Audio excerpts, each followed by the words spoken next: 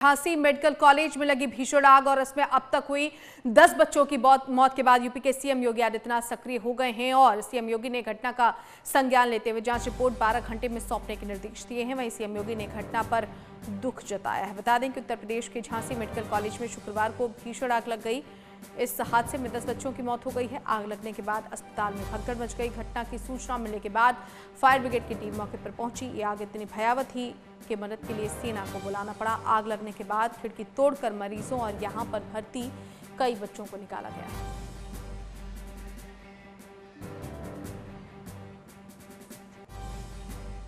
संवाददाता संजीव हमारे साथ जुड़ गए हैं। संजीव, बहुत दुखद हादसा जिस तरह से मेडिकल कॉलेज में घटना घटी है, इस वक्त की ताजा स्थिति क्या है? प्रशासनिक राहत बचाव कार्य कैसे चल रहा है? उत्तर प्रदेश के मुख्यमंत्री ने भी इस पूरी घटना का संज्ञान लिया है।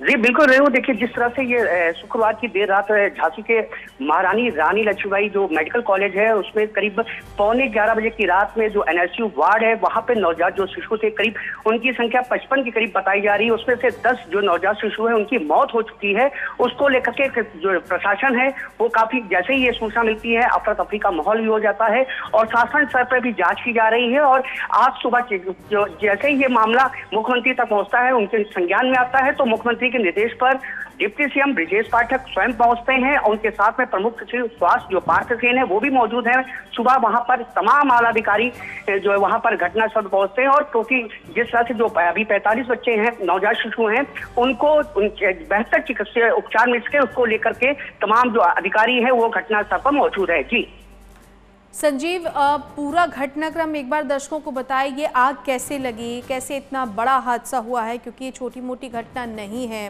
और किस तरह की विधिक कार्य फिलहाल किए जा रहे हैं? क्या कोई लापरवाही की वजह से ये पूरा हादसा हुआ है? विस्तार से दर्शकों को बताएं।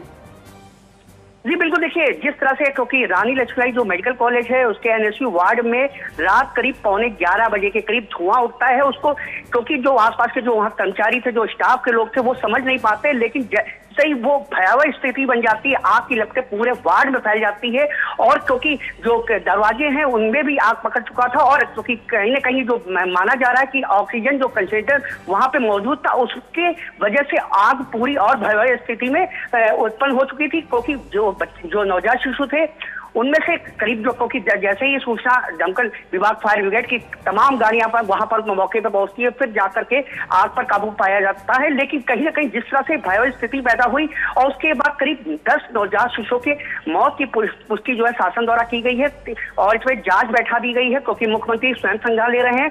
3 स्तर पर जांच की जा रही है, शासन स्तर पर भी जांच की जा रही है, जिला स्तर पर भी जांच की जाएगी और यहाँ तक कि मजिस्ट्रेट जांच के भी निर्देश दिए गए हैं।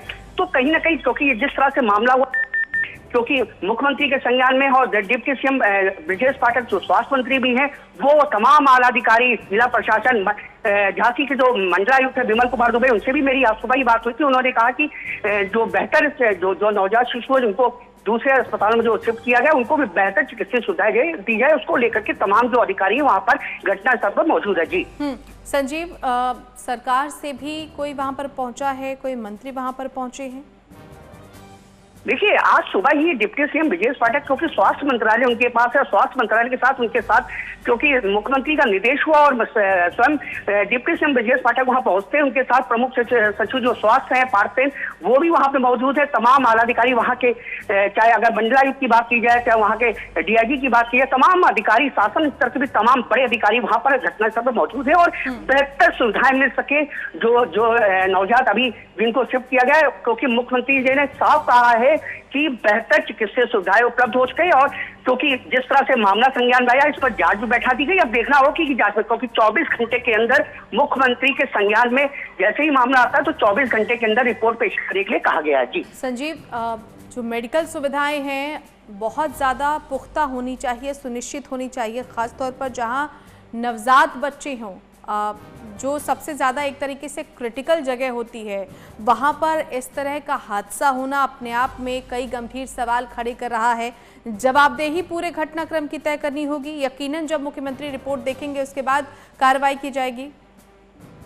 नहीं बिल्कुल, निश्चित तौर पर ये जांच का विषय है और उसके लिए जांच टीम भी गठित कर दी गई। इसलिए तीन स्तर पे जो है जांच कराई जा रही है। शासन स्तर पर भी जांच हो रही है, मजिस्ट्रेट जांच हो, पहले सबसे पहले जिला स्तर पर जो मंडलायुक्त होंगे और जो पुलिस प्रशासन के और फायर ब्रिगेड के जो अधिकारी हैं वो तीनों जिला स्तर पर, यानी कि 3 तरह की जांचों की रिपोर्ट का संज्ञान लेकर के मुख्यमंत्री योगी आदित्यनाथ द्वारा एक्शन किया जाएगा कि आखिरकार खामिया किस वजह से ये पूरा हादसा वो जांच का विषय है, और जांच के बाद जो भी चीजें सामने आएंगी उसको लेकर के कहीं ना कहीं एक्शन भी किया जाएगा। जी